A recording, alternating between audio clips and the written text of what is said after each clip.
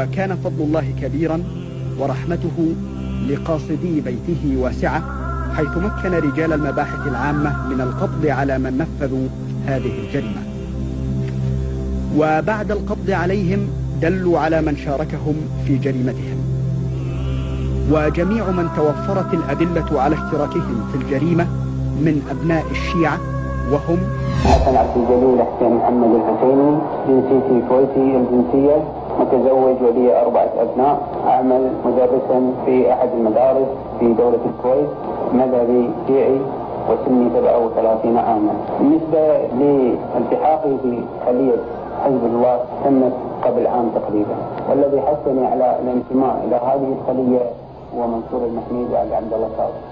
أوضحوا لي بأهمية الالتحاق بهذه الخلية، وأنها هذه الخلية ستكون في خدمة الإسلام والمسلمين. أجد دوري في هذه الخلية أن أكون واعظا دينيا للشباب.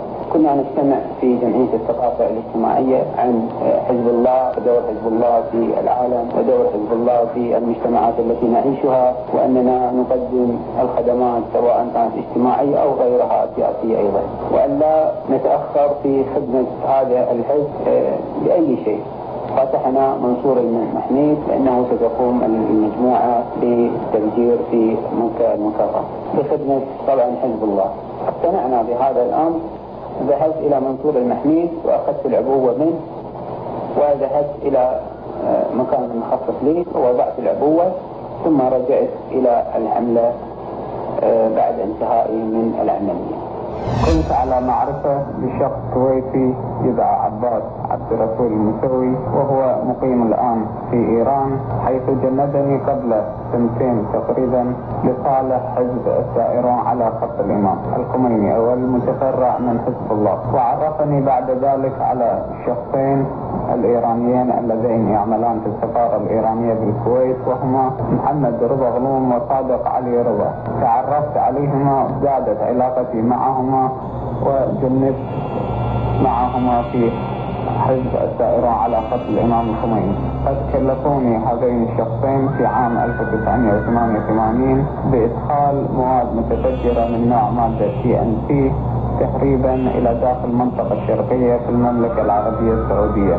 كلفني منصور المحميد وطلب مني بأن أكون أحد الأعضاء ومن ضمن المشاركين في عملية التفجيرات التي تمت في مكة المكرمة في موسم حج عام 1409 وفي مساء يوم 7 من ذي الحجة.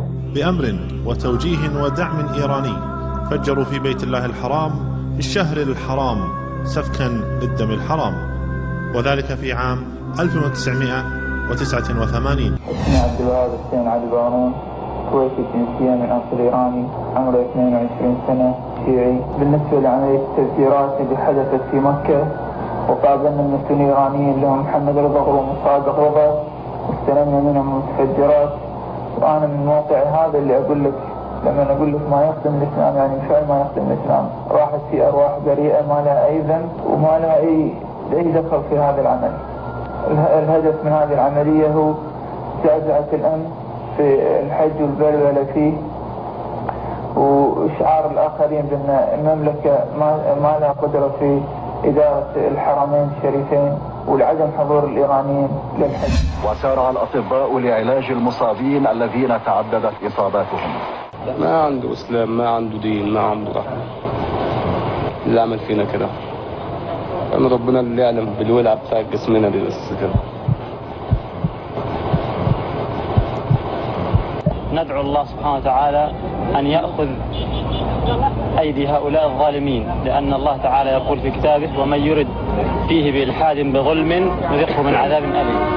وأدعو الله سبحانه وتعالى أن يذيق من فعل هذا العذاب سوء العذاب. وبتوفيق من الله قامت الحكومة السعودية بإقامة الحد الشرعي على هذه الزمرة الآثمة، وبتوفيق منه تبارك وتعالى أحبطت محاولة إيرانية أخرى للتفجير في بيت الله الحرام. في تمام الساعة 6:50 من صباح يوم الجمعة الموافق 3/12/1406 وصلت الطائرة الإيرانية رحلة رقم 3169 القادمة من أصفهان، وعليها حجاج إيرانيين بلغ عددهم 500 حاج وحاجة. ولدى تفتيش أمتعتهم وجد الأخ سعد قطعة أبلكاش في قاع الشنطة، فأحضرها لي، فوجدت أن القطعة سميكة أكثر من اللازم وثقيلة جدا، وعند ذلك جرى فتحها فوجد بها بداخلها مادة بيضاء اللون لزجة، مع الملاحظة أن الرحلة هذه وصلت في 3/12/1406، وعند ذلك تم اختار الجهات المختصة بعد أن أخذنا الشنط إلى المكتب والبالغ 94 شنطة. وعلى الفور بدأ في فحص حقائب ركاب الطائرة الإيرانية، وكان من الضروري فصل عجلات الحقائب لإخراج الألواح الخشبية، وتم استخراج المادة التي بلغ وزنها 51 كيلوغرام. تتنوع الأنشطة الإيرانية بمحاولة زعزعة الأمن وتعكير الأجواء الإيمانية خلال موسم الحج. ففي عام 1987 قام الحجاج الإيرانيون إثارة الفوضى والشغب والغوغاء والبلبلة وكل شيء يمكنهم من خلاله إظهار موسم الحج العظيم بمظهر يفرح قلب كل متربص بالإسلام وشعائره، بأنه ومجموعته قد قدموا لتنفيذ مهمة بأمر من القيادة الإيرانية، أي لاستخدام هذه المتفجرات في الحرمين الشريفين والمشاعر الحرام، حيث كان في المملكة ما يقارب 2,000,000 حاج من مختلف الأقطار الإسلامية في العالم يؤدون فريضتهم لحج بيت الله الحرام. ما حصل هو نسخة مصغرة لما فعله جنود أبو طاهر القرمطي. ففي عام 317 للهجرة في موسم الحج المبارك في يوم التروية تحديدا هاجم الشيوعي الإسماعيلي أبو طاهر القرمطي زعيم دولة القرامطة هاجم مكة المكرمة معتديا على البلد الحرام في الشهر الحرام سافكا الدم الحرام، قتل كل من تطوله أيدي جنوده من حجاج بيت الله الحرام، فسجلت كتب التاريخ أنه قتل قرابة 30,000 مسلم موحد حاج بيت الله الحرام، ثم أبى إلا أن يظهر الكفر في عقر دائرة الإسلام، فكان يكرر مقولته الكفرية المشهورة: أنا بالله وبالله أنا يخلق الخلق وأفنيهم أنا.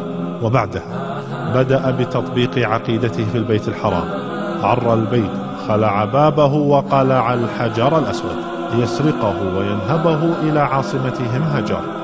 نعم، امتدت أيديهم الغادرة الآثمة لأشرف حجر على وجه الأرض، سرقوا الحجر الأسود، حجر الجنة الذي قال فيه المصطفى صلى الله عليه وآله وصحبه وسلم: الحجر الأسود من حجارة الجنة.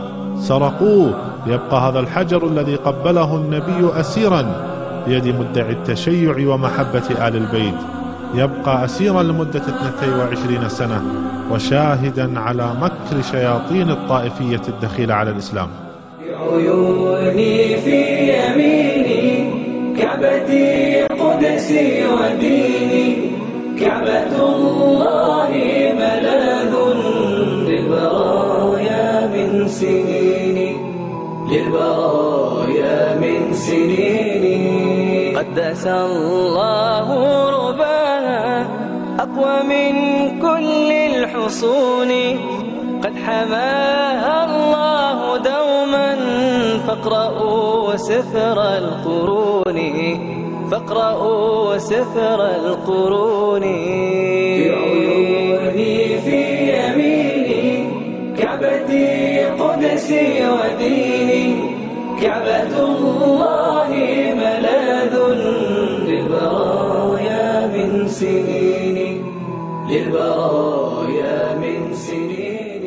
لا شك أن القرامطة خارجون عن نطاق الدين، وارتكبوا أبشع الجرائم في المسجد الحرام، واقتلعوا الحجر الأسود وأخذوه معهم إلى مناطق نفوذهم في هجر، ولم يعد الحجر الأسود إلى مكانه إلا بعد مضي 22 سنة، إلا عدة أيام، إلا 7 أيام أو 9 أيام، وذلك في سنة 339 هجرية. يسجل التاريخ بعد هذه النكبة إن أبشع وأشنع وأقبح جريمة ارتكبت بحق بيت الله الحرام هي جريمة شيعية إسماعيلية.